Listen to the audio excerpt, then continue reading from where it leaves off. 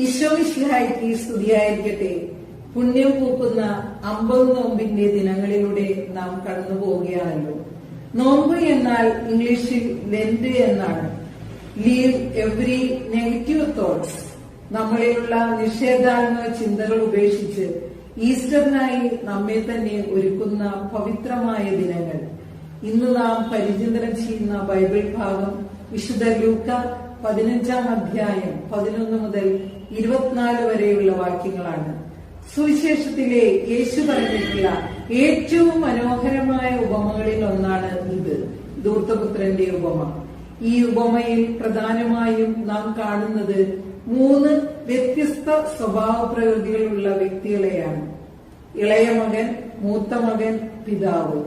ഇളയ മകൻ പിതാവിന്റെ സ്വത്തിന്റെ വീതം വാങ്ങി ദൂരദേശത്തേക്ക് പോയി അടിച്ചുപൊളിച്ച് ജീവിച്ച് എല്ലാം നഷ്ടപ്പെട്ട് പിതാവിന്റെ അടുക്കിലേക്ക് തിരിച്ചു വരുന്ന ഒരു പുത്രൻ.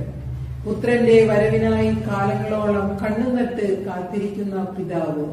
പിതാവിന്റെ ഭവനത്തിലായിരിക്കുന്ന മൂത്ത മകൻ.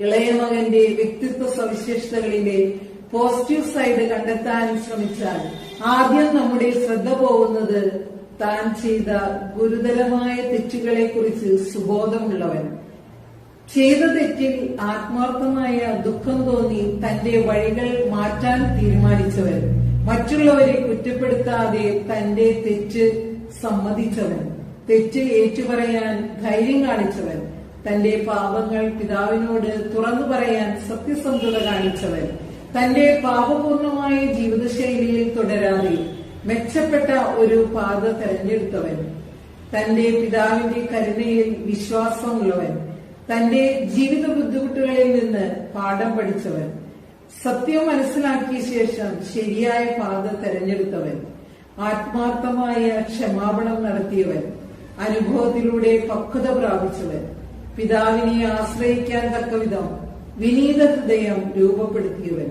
അവൻ ആത്മീയമായി ഉണർന്നു സ്വർഗത്തിനെതിരെ പാപം ചെയ്തു എന്ന് തിരിച്ചറിഞ്ഞു. ഒരു വ്യക്തിക്ക് മനസ്സ് വെച്ചാൽ ഏതൊരു മോശമായ അവസ്ഥയിൽ നിന്നും മെച്ചപ്പെട്ട അവസ്ഥയിലേക്ക് മാറാൻ കഴിയുമെന്ന് ഈ ഇളയപുത്രൻ കാണിച്ചു തരുന്നു. രണ്ടാമത്തെ കഥാപാത്രം പിതാവ്. 2 മക്കളെയും അവരുടെ പ്രത്യേകതകളോടുകൂടി സ്നേഹിക്കുന്ന പിതാവ്.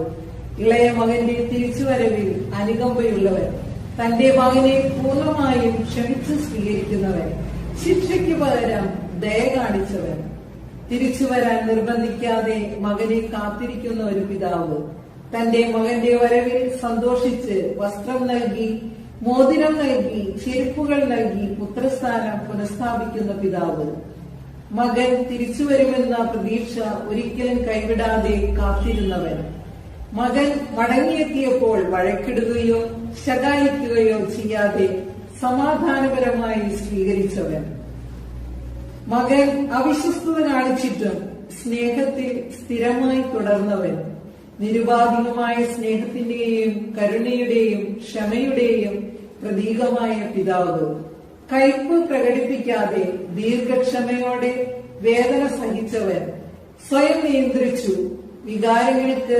അടിമപ്പെടാത്തവൻ, തന്റെ മകനെ സൗമ്യതയോടെ ആർദ്രതയോടെ കൈകാര്യം ചെയ്തവൻ, തന്റെ മകന്റെ തകർന്ന അവസ്ഥ അനുകമ്പയോടെ മനസ്സിലാക്കിയവൻ, അകലെ ആയിരിക്കുമ്പോൾ മകനെ കണ്ടു, മകനെ കാണാൻ ഓടി, വാത്സല്യത്തോടെ മകനെ ആലിംഗനം ചെയ്തു, ചുംബിച്ചു, അവനു വേണ്ടി ഏറ്റവും നല്ല വസ്ത്രം ഓർഡർ ചെയ്ത് അന്തസ്സ് പുനഃസ്ഥാപിക്കുന്നു. നാണക്കേടിൽ നിന്ന് അവനെ സംരക്ഷിക്കാൻ അവൻ തന്റെ മകനെ പരസ്യമായി സംരക്ഷിച്ചു. ആഘോഷം ഒരു വിരുന്നുകൊണ്ട് അടയാളപ്പെടുത്തി. ഒരുമിച്ച് സന്തോഷിക്കാൻ അദ്ദേഹം മറ്റുള്ളവരെ ക്ഷണിച്ചു. പിതാവിന്റെ സ്നേഹം കാലക്രമേണ മാറുന്നതായിരുന്നില്ല, സ്ഥിരതയുള്ളതായിരുന്നു. ശിക്ഷയേക്കാൾ മാനസാന്തരത്തിന്റെ മൂല്യം മനസ്സിലാക്കിയ ജ്ഞാനി. കുടുംബത്തിലെ 2 ആൺമക്കൾക്കും അവരുടെ സ്ഥാനം അദ്ദേഹം ഉറപ്പു നൽകി. കുടുംബത്തോട് വിശ്വസ്തൻ ആയിരുന്നതുകൊണ്ട് വീട്ടുകാരെ ഒരുമിപ്പിച്ചു. മുൻകാല തെറ്റുകൾ ചികഞ്ഞുകൊണ്ടുവന്നില്ല. ഐക്യത്തെ പ്രോത്സാഹിപ്പിച്ചിരുന്നതുകൊണ്ട് ആഘോഷത്തിൽ പങ്കുചേരാൻ അദ്ദേഹം മൂത്ത മകനെ പ്രേരിപ്പിച്ചു.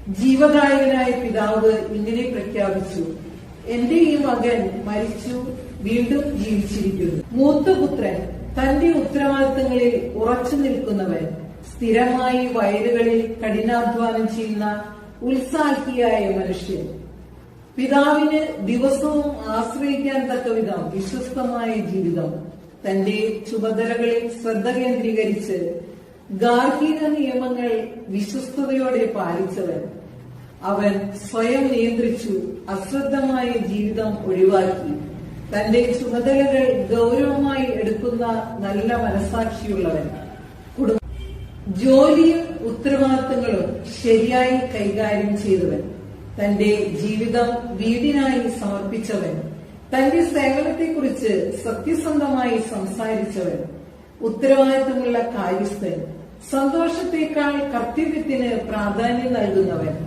നിരാശപ്പെടാൻ ഏറെ കാരണങ്ങൾ ഉണ്ടായിരുന്നിട്ടും സഹിഷ്ണുതയോടെ ജീവിതത്തെ മുന്നോട്ട് നയിച്ചവൻ, അനുസരണയോടെ കൽപ്പനകൾ ഗൗരവമായി എടുത്തവൻ, കഠിനാധ്വാനം കൊണ്ട് തന്റെ കടമകൾ നിറവേറ്റിയവൻ, സ്ഥിരവും ചിട്ടയുള്ളതുമായ ജീവിതശൈലി, തന്റെ പിതാവിന്റെ അധികാരം അംഗീകരിച്ചവൻ, അശ്രദ്ധമായ ജീവിതം ഒഴിവാക്കി ധാർമ്മികമായി നേരായത് ചെയ്തവൻ, വർഷങ്ങളോളം പരാതിയില്ലാതെ തന്റെ ഉത്തരവാദിത്തങ്ങൾ നിർവഹിച്ചവൻ. ഈ 3 കഥാപാത്രങ്ങളുടെയും ജീവിത സവിശേഷതകൾ ധ്യാന വിഷയമാക്കിക്കൊണ്ട് നമ്മുടെ ജീവിതങ്ങളെ ക്രമീകരിച്ച് ഈ നോമ്പുകാലം കൂടുതൽ മനോഹരമാക്കാം, ദൈവാനുഗ്രഹപ്രദമാക്കാം.